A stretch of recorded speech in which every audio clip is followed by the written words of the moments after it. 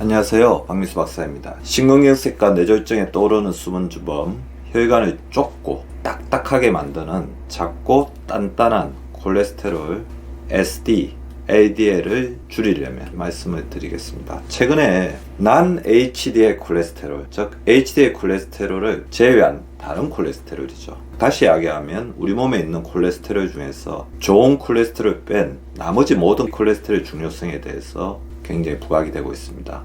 일단 여러분도 알고 계시는 LDL, 그리고 LDL보다 더 작은 VLDL, 그 다음에 중간 밀도 지지 단백질로 알려진 IDL, 그 다음에 리포프로테인 A, 이런 부분들이 떠오르고 있습니다. 이 부분들 자체가 심내혈관 질환의 중요한 인자로 작용하고 있습니다. 그래서 중성지방의 중요성이 지금 떠오르고 있는 거죠. 이 중에서도 특히 최근 주목받는 것이 SD, LDL입니다. S는 small, D는 dense, 작고 단단하다는 말이죠. 입자 크기가 작고 그만큼 뭉쳐있다는 것을 의미합니다. 입자가 작은 SD, LDL이 동맥경화를 더 일으키기 쉬운 이유는 작기 때문에 혈관 내벽을 쉽게 통과해서 혈관벽 안에 침착이 됩니다. 즉 세포의 침투성이 높다는 거죠. 그렇기 때문에 그만큼 쌓이기가 쉬운 거죠. 크기가 작기 때문에 산화되기가 쉽습니다. 산화에 대한 취약성이 있다는 거죠. 산화된 LDL은 거품 세포를 형성하고 이 거품 세포는 동맥경화에 굉장히 중요한 원인이 됩니다. 더불어 SD-LDL은 크기가 작고 단단하기 때문에 혈액 내에서 제거되는 속도가 느립니다. 더 오랜 시간 동안 혈관 내를 순환하면서 혈관 손상의 가능성을 높이는 거죠. 좋은 콜레스테롤이 알려져 있는 HDL 콜레스테롤의 기능을 억제합니다. 콜레스테롤이 몸속에 거두어지는 것을 콜레스테롤 역수송이라고 하는데 이 부분을 방해해버리기 때문에 혈액 속에서 콜레스테롤이 높아진다는 거죠. SD-LDL은 어떻게 형성되는가? 이 과정을 보시면 나중에 우리가 어떻게 하면 SD-LDL을 줄일 것인가를 알 수가 있는데요. 간에서 중성지방을 많이 포함한 VLDL, 초저밀도 지지단백질이 생성이 됩니다. VLDL은 여러가지 효소에 의해서 중성지방을 밖으로 방출하면서 크기가 점점 작아지죠. 중성지방을 잃은 VLDL이 IDL, 중간밀도 지지단백질로 변환이 되고 결국에는 저밀도 지지단백질, LDL로 전환이 됩니다. LDL은 여기서 추가적으로 중성지방이 분해되거나 혈중 효소에 의해 콜레스테롤 에스터와 중성지방이 교환되면서 작고 단단한 SD, LDL로 변하게 됩니다. LDL이 결국 SD, LDL로 변하게 되는 거죠. 이 과정에 보면 중성지방이라는 단어가 몇 번 등장을 했죠. 그러면 SD, LDL을 증가시키는 주요 원인은 무엇일까? 중성지방이 높다는 겁니다. 중성지방이 높을수록 간에서 생성되는 VLDL의 양이 증가하고 이게 분해되면서 SD, LDL이 더 많이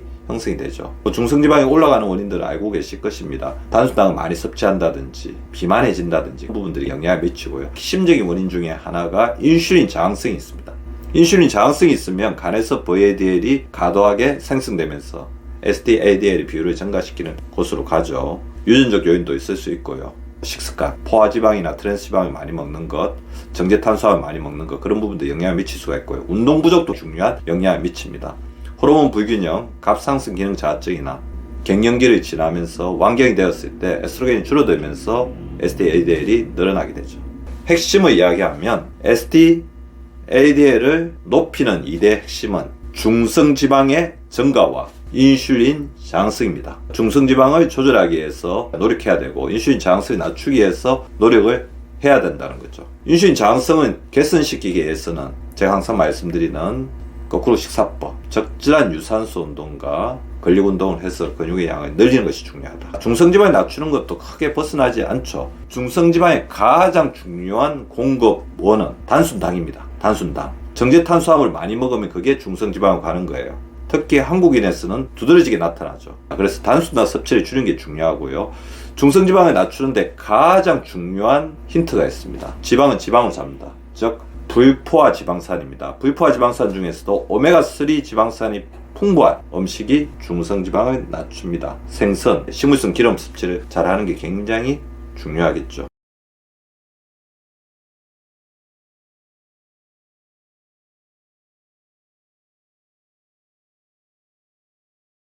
체중을 조절하는 게 중요해요. 중성지방은 결국에는 우리 몸에 있는 지방의 양, 내장 지방의 양과 비례합니다. 적정 체중을 유지하게 되면 중성지방 수치를 낮출 수가 있고요. 인슐린 저항성을 개선하는데 근육이 굉장히 중요하죠. 중성지방을 낮추는 데는 근육도 중요한데 더불어 숨찬 운동, 즉 유산소 운동이 굉장히 중요합니다. 중성지방에 있어 중요한 원인으로 작용하는 게 엄주죠.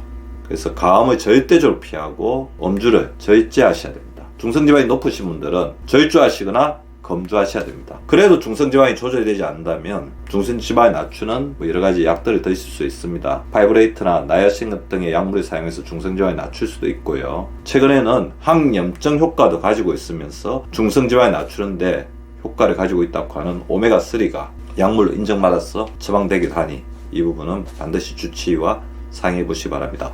어느 수준까지 낮추어야 되느냐? 가급적 200 이하로 낮추기를 바라고요. 할 수 있다면 150 이하까지 낮추는 것이 바람직합니다. 오늘은 떠오르고 있는 SD-LDL에 대해서 알아봤고 이 부분을 만드는 데 중요한 역할을 하는 중성지방의 연관관계에 대해서도 알아봤습니다. 중성지방은 우리가 마음만 먹으면 조절할 수 있는 혈중 콜레스테롤 수치 중에 하나입니다. 중성지방을 정상 범위로 잘 유지하시는 우리 구독자분들 되시기 바라면서 오늘 강의를 마치도록 하겠습니다. 감사합니다.